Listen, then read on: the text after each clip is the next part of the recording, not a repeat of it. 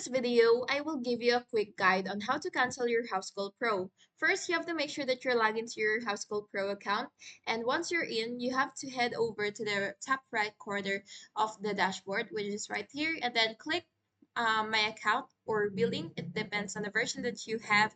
And now that you're here, you should see the option of company info, and then you will have to scroll down to find the billing section. However, if you cannot find it, it is because you don't have a subscription.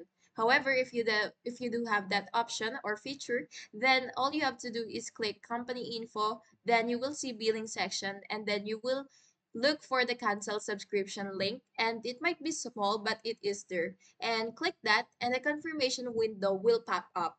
You'll be asked to confirm the cancellation and possibly give feedback on why you're leaving. And once you confirm that, your subscription will be scheduled to end at the end of your billing cycle. And that's basically it. Your account will be canceled. Thanks for watching, and then don't forget to like and subscribe if this video was helpful.